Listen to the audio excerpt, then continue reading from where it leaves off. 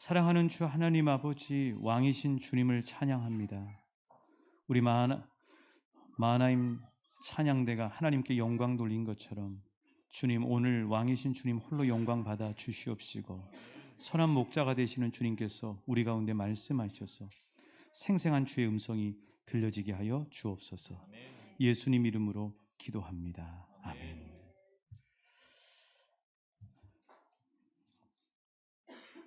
우리 주님 이름으로 사랑하고 축복합니다.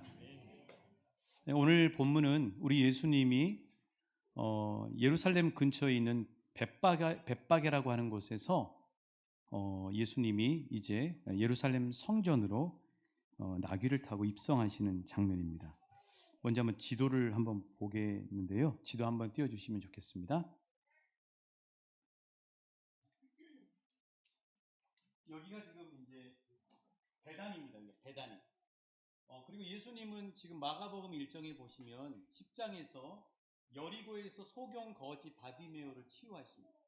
수많은 사람들이 예수님의 능력을 보고 막 쫓아오는 거죠. 베다니에 계시다가 벳바게라고 하는 곳에 가십니다. 벳바게는 이 높은 데입니다. 감람산 꼭대기에 있는 동네죠.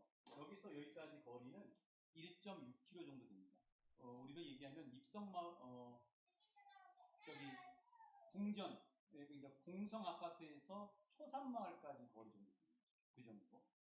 그 거리에 있고, 여기서 예수님이 이제 제자들을 시켜서 나귀를 이 마을에서 구해오라고 하시는 거죠. 이 베단이라는 마을에서 나귀를 구해서 타시고, 여기서 타시고 예수님이 이제 예루살렘 성전으로, 저 꼭대기에 성전으로 입성하시는 그 장면이 되겠습니다. 자, 그런데요,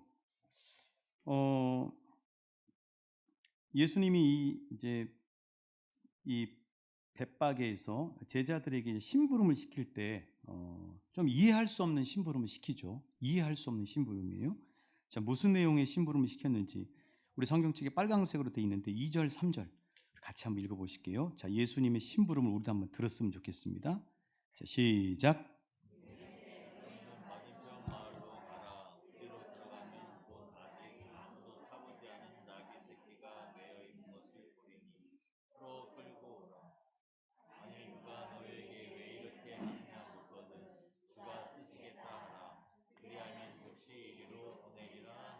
아멘.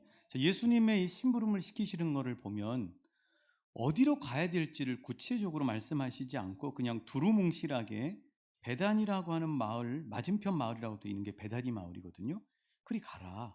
그러면 거기에 나귀 새끼가 매어 있을 텐데 그거 그냥 끌고 와라. 누가 물어보면 주가 쓰시겠다 하면 허락해 줄 것이다. 이렇게 지금 예수님이 심부름을 시키고 있습니다. 자, 여러분에게 예수님이 이런 심부름을 시키신다면 여러분은 어떻게 반응하시겠습니까? 우리 같으면 이렇게 심부름을 시키시면 좋을 것 같아요. 예수님이 이제 말씀하시는 거죠. 우리에게 너 저기 초산마을에 가면은 마을 회관이 보일 것이다. 마을 회관을 끼고 좌회전해서 돌면은 김오김 권사님 댁이란 집이 있을 것이다. 그 집 마당을 지나서 깊숙이 들어가면 외양간이 있는데 그 외양간에는 아주 살이 통통하게 찐 그런 암소와 또 송아지 새끼가 한 마리 있을 것이다. 그러면 그 송아지 새끼를 끌고 오는데 주인인 김옥인 권사님이 아니 그거 왜 가져갑니까? 하고 물어보면은 예수님이 이미 전화하시지 않았습니까? 빌려 쓰시겠다고 전화하시지 않으셨습니까? 그래서 가져가겠습니다 하고 이렇게 심부름을 우리한테 해주신다면 우리는 납득이 되고 이해가 되지 않겠습니까? 그런데 예수님은 어떻게 전혀 사전 조치도 없이 어찌 보면 막무가내로 베다니 마을로 가서 나귀 새끼를 가져오라고 말씀하시는 거예요. 자, 그렇다면 어떻게 고상하신 예수님이 제자들을 도둑질시키는 것도 아니고 이렇게 사전에 예고도 없이 얘기도 없이 이렇게 하실 수가 있으실까요? 자, 이 안에는 무슨 뜻이 들어있을까요? 자, 예수님이 가져가실 때 누가 물어보면 주가 쓰시겠다 하라 하고 이렇게 말씀을 하시라 그랬잖아요. 이 주가 쓰시겠다 하라 이 말은 뭐냐면 바로 이 말씀 속에 들어있는 건 뭐냐면은 한번 따라해 주시겠어요? 내가 왕이다. 내가 왕이다. 여러분, 지금은 대통령이 우리의 무슨 정보를 보려고 그러면 법이 잘 정비되어 있어서 우리 예를 들어서 무슨 이슬이 정보를 한번 보겠다 그러면 통화를 보려면 영장을 받고 법원의 허락을 받아야 됩니다. 그렇죠? 옛날에는 왕이 그냥 국가예요. 16세기 때만 해도 루이 16세인가 그 왕이 짐이 내가 그 국가다 이렇게 얘기할 정도.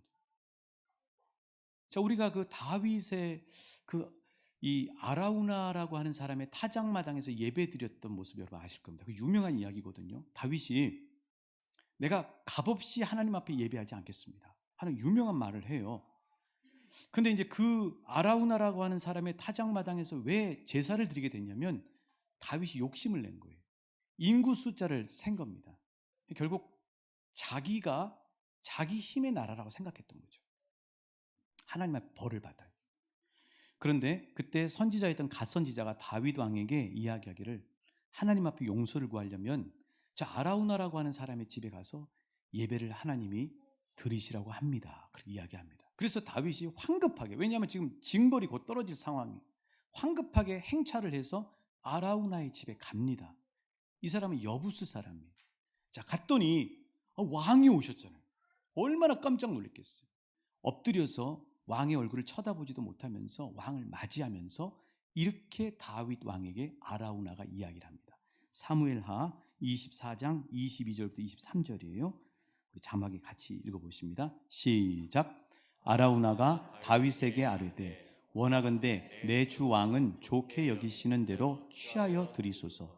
번제에 대하여는 소가 있고 뗄 나무에 대하여는 도구와 소의 멍에가 있나이다. 왕이여 아라우나가 이것을 다 왕께 드리나이다 하고 또 왕께 아뢰되 왕의 하나님 여호와께서 왕을 기쁘게 받으시기를 원하나이다.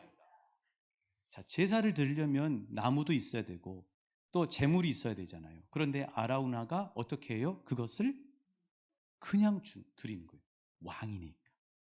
왕이 갖는다고 해도 아무 얘기를 할 수 없는 거죠. 그렇죠. 그러니까 김옥인 권사님 댁에 가서 권사님 우리가 4월 달에 야외 예배를 위해서 야외 예배 할지 모릅니다. 그거는 뭐 있다는 얘기가 아닙니다. 소 한 마리 가져가겠습니다. 그러면은 아라우나처럼 김옥인 권사님도 하나님이 원하시면 가져가셔야죠. 이렇게 했던 사람이 바로 아라우나. 김옥인 권사님 웃고 계시는 거예요. 걱정하지 마십시오. 가져가봐야 우리가 도축할 수가 없습니다. 아무튼 이 아라우나는 왕에게 그렇게 기꺼이 드렸는데 기꺼이 드리게 되면서 그 아라우나의 그 타작마당이 어떤 축복을 받냐면 솔로몬의 성전이 됩니다. 여러분, 하나님은 우리가 드리는 것을 결코 잊어버리시지 않으세요. 그런 복을 받는 거죠. 그렇다고 김호익 목사님 다음 주에 속 끌고 오시지 마십시오. 그러니까 예수님이 주가 쓰시겠다 하라 말도 안 되는 그냥 메어져 있는 나귀를 가져와라. 주가 쓰시겠다 하라. 이렇게 이야기하시도록 제자들에게 말씀을 하신 거는 뭐냐면 예수님이 메시지를 통해서 하는 거는 따라해 주셨어요. 내가 왕이다. 예수님이 당신이 왕이라고 하는 사실을 메시지로 전하는 거예요. 여러분, 예수님이 여러분의 왕이십니까? 예수님이 여러분의 가정의 왕이십니까? 예수님이 대한민국의 왕이십니까? 대한민국이 지구상의 왕이십니까? 아니, 대한민국이 지구상의 왕이 아니라 예수님이 지구상의 왕이십니까? 지금 김호경 선생님 소 생각하다 보니까 제가 이렇게 헷갈려가지고 예수님이 온 우주의 왕이십니까? 그렇죠. 여러분, 예수님은 왕 삼을 때 아라우나처럼 축복된 인생이 될 줄 믿습니다. 자, 그런데 이렇게 예수님이 내가 왕이다 하고 메시지로 말씀을 전하셨는데 그렇다면 왜 예수님은 기왕이면 가져오려면 통통하고 큰 어른 다 큰 나귀를 가져올 것이지 왜 나귀 새끼를 가져오라고 하셨을까요? 여러분, 나귀 새끼를 타고 예루살렘 성전에 그 화려한 성전에 예수님 올라가시는 장면을 생각해 보세요. 폼이 나겠습니까? 기왕이면 좀 좋은 걸로 딱 타고 올라가시면 얼마나 자세가 나오시겠습니까? 그런데 왜 나귀 새끼를 타고 올라가시냐고요. 놀라운 사실은요.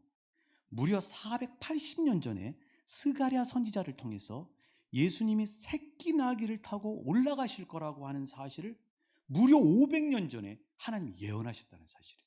자, 스가랴서 9장 9절이에요. 거기에 왜 예수님이 나귀 새끼를 타고 올라가신지에 대한 답이 들어 있습니다. 자, 스가랴서 9장 9절 우리 같이 읽어보실게요. 시작. 시온에 따라 크게 기뻐할지어다. 예루살렘에 따라 즐거이 부를지어다. 보라, 내 왕이 내게 임하시나니 그는 공의로우시며 구원을 베푸시며 겸손하여서 나귀를 타시나니 나귀의 작은 것 곧 나귀 새끼니라. 제가 읽어드릴게요. 겸손하여서 나귀를 타시나니 나귀의 작은 것 곧 나귀 새끼니라. 예수님이 주가 쓰시겠다 하라 하고 말씀하시면서 가져가셨는데 나는 왕이다, 모든 것이 내 소유다 하고 예수님이 메시지를 던지셨지만, 그런데 예수님은 어떤 왕의 자세를 취하셨냐면 나귀 새끼를 타시면서 따라해 주시겠어요? 겸손의 왕. 겸손의 왕. 이 겸손의 왕이라고 하는 게 너무나 놀라운 왕이에요. 겸손의 왕. 자, 그렇다면 예수님은 왕이신데 겸손의 왕이에요. 그럼 이 겸손이라고 하는 게 뭡니까? 자, 우리가 생각하는 겸손이 중요한 게 아니라 성경에서 말씀하시는 겸손의 왕이신 예수님이 어떤 모습인지가 중요해요. 그게 정확한 거죠. 빌립보서 2장 6절부터 8절의 말씀이에요. 자, 겸손의 왕으로 오신 예수님의 모습이 대체 구체적으로 뭔가? 빌립보서 2장 6절부터 8절입니다. 시작. 그는 근본 하나님의 본체시나 하나님과 동등됨을 취할 것으로 여기지 아니하시고 오히려 자기를 비워 종의 형체를 가지사 사람들과 같이 되셨고 사람의 모양으로 나타나사 자기를 낮추시고 죽기까지 복종하셨으니 곧 십자가에 죽으시니라. 자, 그러면은 7절을 한번 띄워주세요. 7절. 네. 보시면은 그는 근본 하나님의 본체신데 7절에 보시면 자기를 비워 종의 형체를 가지셨다고 그랬죠. 여러분, 이 종의 형체를 구체적으로 볼 수 있는 그림이 뭐냐면 요한복음 13장에 있는 예수님이 제자들의 발을 일일이 씻겨주시는 모습이에요. 상상할 수 있겠습니까? 온 세상의 왕이신 예수님이 뭉뚱그려서 왕춘교회 성도들이 아니고 뭉뚱그려서 12제자가 아니라 베드로, 요한, 다데오, 도마 한 사람 한 사람의 종이 되셔서 그들의 발을 씻겨주시는 겸손의 왕이시라는 사실. 예수님은 오늘도 저와 여러분의 왕이셔요. 겸손의 왕이십니다. 뭉뚱그려서 왕춘교의 왕이 아니라 그런 왕의 자세를 취하신 것이 아니라 우리 한 사람 한 사람의 발을 씻겨주시는 겸손의 왕이시라. 이게 놀라운 신비고요. 너무 감격스러워요. 또 하나는 8절을 한번 보시면 사람의 모양으로 나타나서 자기를 낮추시며 죽기까지 복종하셨으니 십자가에 죽으십니다. 이건 뭐냐면 나의 죄를 위해서 다른 사람의 죄가 아니라 나의 죄를 대신 져주셔서 십자가에서 죽으신 왕이시라는 사실. 이게 너무나 큰 감격인 거예요. 한번 따라해 주시겠어요? 예수님은 나의 왕이십니다. 예수님은 나의 죄를 도말하시고 살려주신 나의 왕이십니다. 여러분, 지금 서울시장, 부산시장 뽑는다고 지금 엄청나게 뜨거워요. 그렇죠? 뜨겁죠. 그런데 우리가 원하는 지도자 상하고 이분들이 지도자가 될 상하고 우리가 달라요. 서민들이, 우리 국민들이 원하는 지도자 상은 어떤 지도자 상이냐면 나하고 관계 있는 일을 하길 원하는 거예요. 무슨 정책, 이것도 크죠. 어떤 시의 정책, 대한민국의 정책도 중요해요. 그런데 그 정책보다도 내 피부에, 내 민생 현장에, 내 삶의 현장에 와서 실질적으로 내 마음을 들어주고 내 아픔을 씻어주고 문제를 해결해주는 지도자를 원하는 거예요. 아무리 전북 현대가 우승을 하면 우리에게 기쁨이 되고 우리 전라북도에 자긍이 되지만 전북 현대가 진짜 나에게 피부에 와닿는 우승의 기쁨이 되려면은 티켓을 공짜로 하나 주던지 사인을 한 옷을 하나 주던지 아니면 떡이라도 하나 해서 주던지 이렇게 해야 우리한테 기쁨이 된다고요.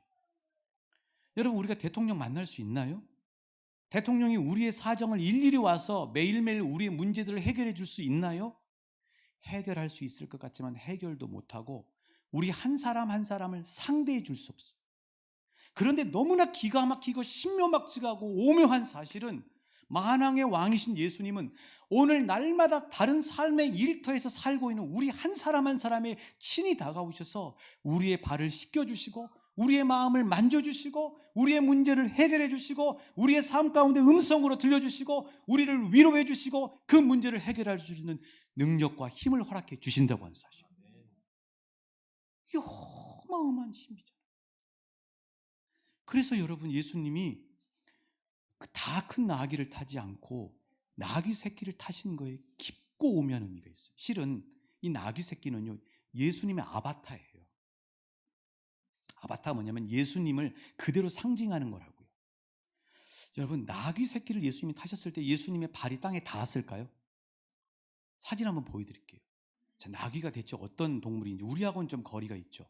소나 돼지는 우리하고 가깝지만 닭이나 나귀 새끼는 우리하고 다르다고요. 다른 거요? 짐 이렇게 싣고 있는 나귀를 한번 보여주십시오. 예. 짐을 이렇게 메고 있는 나귀가 있을 겁니다. 네, 보세요. 저 나귀 불쌍하죠? 여러분, 저 짐이 바로 저와 여러분의 죄 짐입니다. 저와 여러분이 매일 삶 속에서 경험하는 그 모든 문제의 짐이에요. 저 나귀가 예수님의 아바타예요. 수고하고 무거운 짐진 자들아 다 내게로 오라.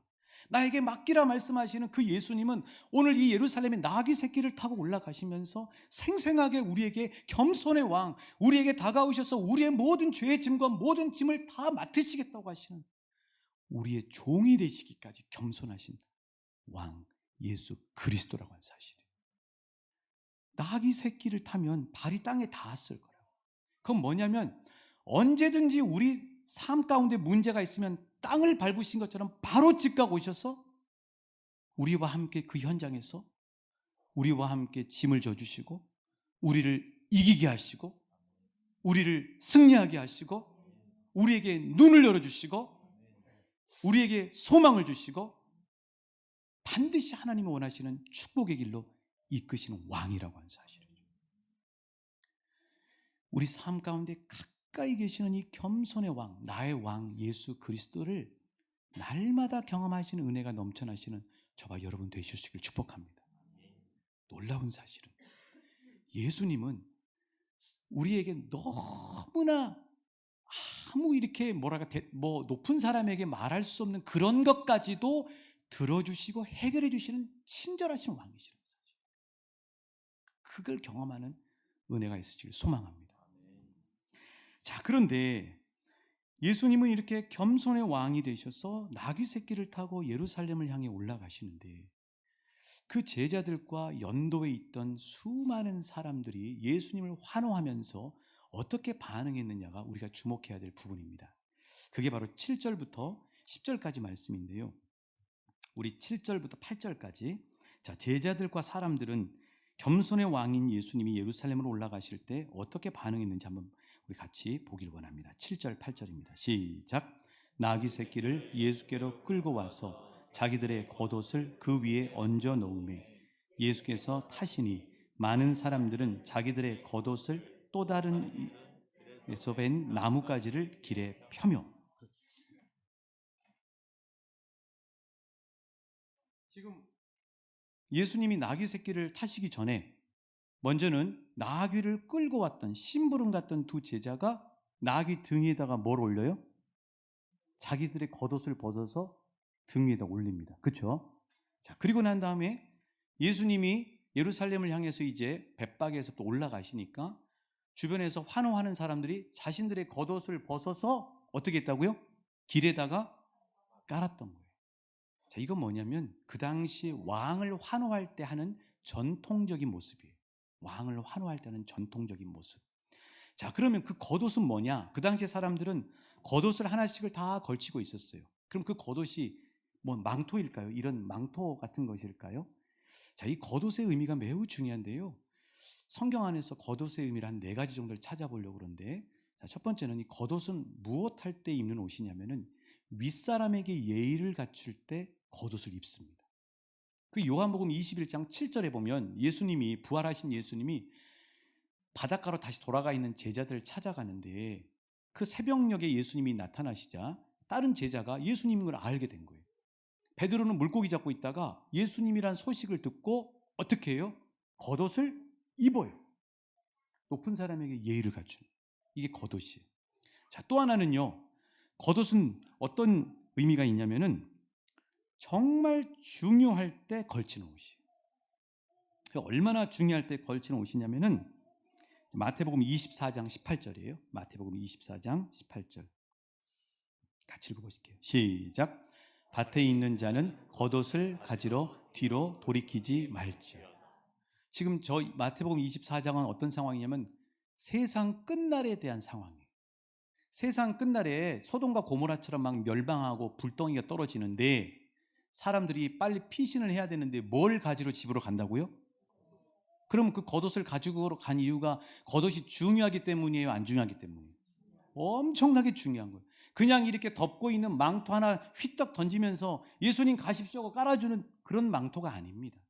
이 겉옷은 정말 그 세상이 곧 멸망할 것 같은 상황에서도 그것을 가지고 나오려고 할 정도로 값어치는 거예요.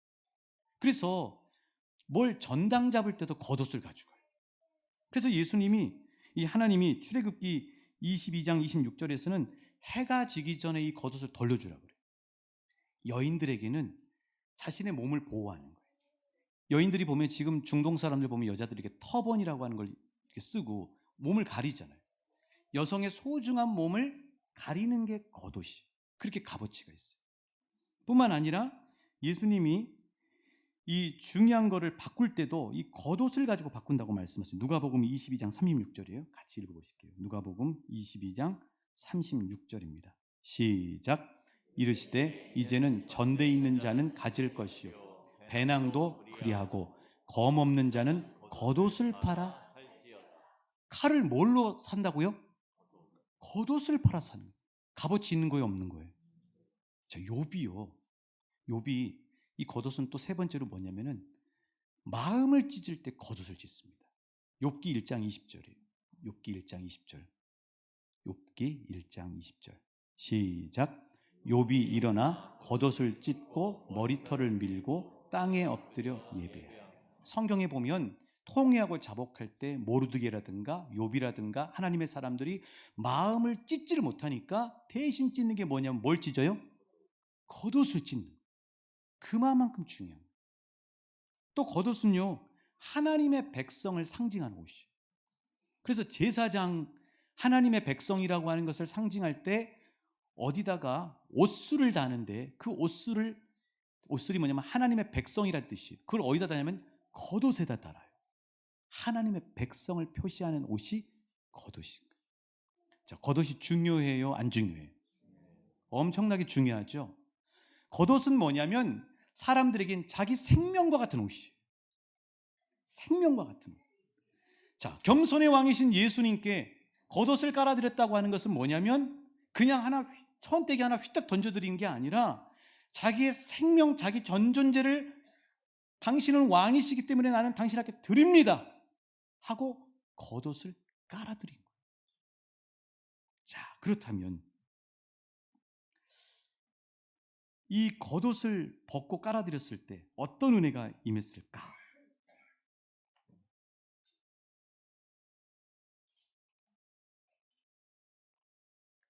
지금 예수님이 나귀를 타고, 아니 예수님이 지금 나귀 위에 타시고 예루살렘을 향해서 올라가실 때 먼저는 겉옷을 깔아드린 사람들은 어떤 은혜를 받았을까요? 두 제자들은 어떤 은혜를 받았죠? 자신들의 겉옷에 예수님의 채취가 묻었겠죠. 그렇죠, 여러분? 또 나귀를 타고 올라가는 이 무리들, 그 무리들이 깔아놓은 겉옷에는 뭐가 찍혔을까요? 나귀 새끼의 발자국이 찍혔겠죠. 나귀 새끼가 무엇의 아바타라고요? 예수님의 아바타예요. 이 엄청난 의미가 있죠. 자, 여러분에게 세계적인 유물을 하나 보여드리고 싶은데요. 이탈리아 북부에 토리노라고 하는 데가 있습니다. 이 토리노에 가면은 토리노 대성당이 있는데 이 대성당이 세계적으로 유명한 이유는 이 유물 때문이에요. 자, 한번 그 유물 한번 보여주십시오. 자, 저게 뭐냐면요, 예수님이 십자가에서 운명하시고 난 다음에 예수님을 덮어드렸던 세마포라는 거예요. 그래서 예수님을 덮어드린 세마포니까 저기에 예수님의 얼굴, 그 다음에 예수님의 이 뼈, 이런 게 찍혀 있죠. 그래서 지금 전 세계에서 지금까지도 계속해서 저게 진품이냐 가짜냐의 논란이 여전해요. 그런데 우리에게 중요한 것은 저게 진품이냐 가짜냐, 토리노 저 예수님의 수의가 진품이냐 가짜냐, 이게 우리에게 중요한 관심사가 아니고 예수님의 흔적이 찍혔다는 게 중요한 거예요. 예수님의 흔적. 저와 여러분이 예수님의 흔적이 찍히는 삶을 사실 수 있기를 축복합니다. 그러니까 지금 제자들과 만왕의 왕이시고 겸손의 왕이신 예수님이 예루살렘 성전을 향해 올라갈 때 겉옷을 내어드렸던 사람들은 저 예수님의 흔적이 찍히는 역사를 경험했다고 하는 사실이에요. 예수님의 흔적. 그래서 사도 바울은 갈라디아서 6장 17절에서 이렇게 말씀하고 있어요. 갈라디아서 6장 17절, 우리 같이 마음에 새겼으면 좋겠습니다. 시작. 이후로는 누구든지 나를 괴롭게 하지 말라. 내가 내 몸에 예수의 흔적을 지니고 있노라. 한번 따라해 주시겠어요? 내가 내 몸에 예수의 흔적을 지니고 있노라. 옆 사람에게 축복하십시오. 당신 몸에 예수님의 흔적이 찍히시는 축복이 있으십시오. 그렇죠. 요즘 스타 선수들이나 운동하는 선수들의 그 유행이 뭐냐면요, 타투라고, 이게 영어로 되어 있는데 문신하는 게 유행이에요. 문신하는 게 유행이에요. 자, 그런데 이 문신하는 거 한번 보여드릴게요. 이 우리 지역의 연고인 기아 타이거즈에서 오래전에 선수 생활했던 이 트레비스라고 하는 외국인 투수가 온몸에 문신하고 있어요. 저 오른쪽에는 무슨 문신이냐면 이제 그걸 설명을 하는데, 인터뷰를 해서 설명을 하는데, 자기가 호주 국적이거든요. 그래서 호주 국기를 여기다 달았다는 거예요. 또 왼팔에다는, 안 보이지만 왼팔에다는 연꽃과 뱀과 용을 문신으로 새겼대요. 그건 뭐냐면 행운을 상징하기 때문에 한다는 거예요. 왼쪽 다리 허벅지에는 자기 아내와 아들의 얼굴을 문신으로 새겼대요. 그리고 가슴 정중앙에는 뭘 새겼느냐, 자기가 존경하는, 자기를 사랑했던 할머니가 좋아했던 시편 말씀을 새겨놨대요. 짬뽕이죠. 짬뽕 아닙니까? 그러니까 이 하나님이 없는 사람은 좋다고 하는 건 다 가져가요. 그렇죠?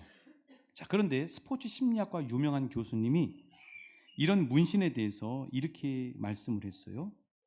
문신은 자신의 신분이나 수준을 보여주는 표시다. 그러니까 목욕탕에 가서 여기다가 이렇게 문신하고 다니는 게 자기는 자랑스러울지 모르지만, 그게 이 교수님, 스포츠 심리학과 교수님의 말씀은 자신의 신분이나 수준을 보여주는 표시라는 거예요. 자, 그렇다면 우리를 섬기기 위해 겸손의 왕으로 오신 예수님께 우리의 겉옷을 내어드려 우리도 예수님의 흔적이 찍혀야 돼요. 그러시는 축복이 있으시길 소망합니다. 우리의 겉옷을 내어드려서 우리 겉옷에 예수님의 흔적이 찍혀야 돼요.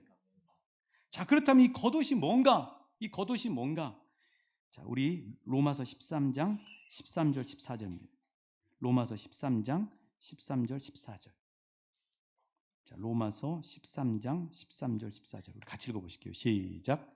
낮에와 같이 단정히 행하고 방탕하거나 술 취하지 말며 음란하거나 호색하지 말며 다투거나 시기하지 말고 오직 주 예수 그리스도로 옷 입고 정욕을 위하여 육신의 일을 도모하지 말라. 그렇죠. 자, 여기 보면 정욕의 옷을 입지 말고 예수로 옷 입으라고 말씀하고 있어요. 그렇죠.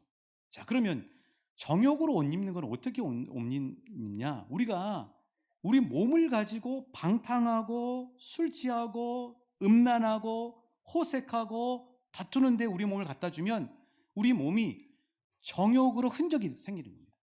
정욕의 그 흔적이 여기에 남는 거죠. 그런데 우리 몸을 예수님을 위해서 드리면 우리 몸에 예수님의 흔적이 남게 되는 거예요. 그래서 예수로 옷 입는다는 거예요. 담배나 술을 많이 하신 분들은 그 몸에 담배 냄새나 술 냄새가 쩔잖아요. 그런 것처럼 우리가 무엇을 접하느냐에 따라서 겉옷인 우리 육신의 몸, 우리 육신의 몸에 흔적이 남아요. 냄새가 남는 것처럼 흔적이 남아요. 정욕에 내어주면 정욕의 냄새가 잔뜩 들어있는 정욕으로 옷 입게 되고요. 예수님을 위해서 드리면, 여러분처럼 예수님을 위해 드리면 예수님의 흔적이 새겨진다고 하는 사실이에요. 자, 그렇다면 우리가 우리 겉옷이 우리의 몸이라고 하는 사실을 알게 됐는데, 왜냐하면 자기 생명과 같은 옷이 겉옷이기 때문에 우리가 이 겉옷이 우리 육신이에요. 그럼 우리 육신에 우리도 예수의 흔적을 갖길 원하잖아요. 그럼 어떻게 해야 예수의 흔적을 우리 몸에 새길 수 있는가? 골로새서 3장 17절 말씀이 그 답을 주고 계십니다. 자, 골로새서 3장 17절입니다. 시작.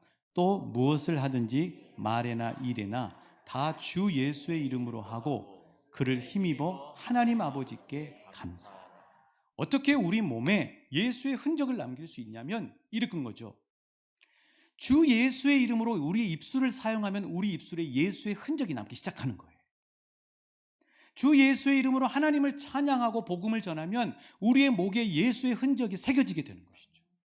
주 예수의 이름으로 우리가 기도하면 야고보처럼 낙타 무릎이 돼서 그 무릎에 예수의 흔적이 새겨지게 되는 것이죠. 주 예수의 이름으로 우리의 몸을 드리면, 아니 우리의 손을 이웃을 섬기는 데 드리면 우리의 손이 굳은 살이 배기는 것이 아니라 예수의 흔적이라고 하는 굳은 살이 배기게 되는 것이죠. 복음을 위해서 달려가고 봉사를 위해 달려가고 이웃을 섬기기 위해 달려가면 우리의 발에 굳은 살이 배기는데 그 발이 뭐냐면 예수의 흔적이라고 하는 굳은 살이 배기게 된다고 하는 사실이죠. 사랑하는 저와 여러분의 머리부터 발끝까지 온 몸이 예수의 흔적이 새겨지는 축복된 인생 되실 수 있길 축복합니다. 그런데 이제 놀라운 사실은 예루살렘을 향해 올라가셨던 예수님만 제자들과 무리들의 겉옷을 받으신 게 아니에요. 예수님도 겉옷을 우리를 위해 주셨어요. 예수님도. 여러분, 예수님이 십자가에 못 박히실 때 그 예수님을 끌고 갔던 로마 군병들이 통으로 된 예수님의 옷을 찢어서 제비 뽑았던 이야기 여러분 아십니까? 그 옷이 바로 똑같은 헬라어 단어를 쓰는 겉옷이에요. 예수님도 우리를 위해 겉옷을 찢어주신 거예요. 제비 뽑아서 예수님의 겉옷이 찢겨졌다는 이야기는 무엇을 상징하냐면 죄로 인해 죽을 수밖에 없는 저와 여러분을 위해서 겉옷인 당신의 소중한 옥체를 찢어서 우리에게 주시는 예수님이라는 사실이에요. 그래서 예수님의 온 몸을 보면 저와 여러분의 죄값을 대신해서 채찍에 맞으셔서 채찍의 흔적이 있는 거예요. 예수님의 양손에는 십자가에 못 박힌 대못의 자국이 있는 거죠. 예수님의 이 허리에는 창자국이 있는 거죠. 예수님의 머리에는 이 면류관이 쓰여져서, 가시면류관이 쓰여져서 나는 그 긁힌 상처 자국이 있는 거죠. 근데 그 예수님의 몸이라고 하는 겉옷에 새겨져 있는 모든 상처 자국과 흔적들이 우리에게 너무 가슴 깊이 와닿고 은혜가 되는 이유는 그 모든 흔적이 우리를 향한 사랑의 흔적이라고 하는 사실이에요. 그래서 예수님은 우리에게 겉옷을 로마 군병들이 제비 뽑으면서 우리에게 다 내어주신 거죠. 그렇다면 이제는 우리 차례예요. 우리가 죽어서 예수님 앞에 예수님 만날 텐데 우리 몸 안에, 우리의 손 안에, 우리의 온몸 소중한 구석구석에 정욕의 흔적이 남아있다면 부끄러워서 예수님을 만날 수 없을 거예요. 그러나 우리의 머리부터 발끝까지 예수님의 흔적이 새겨져 있다면 우리는 예수님 앞에 위로받고 칭찬받고 그리고 예수님의 닦아주시는 눈물의 은혜를 경험하게 되실 줄 믿습니다. 우리 함께 찬양하시면서 우리 기도하길 원합니다.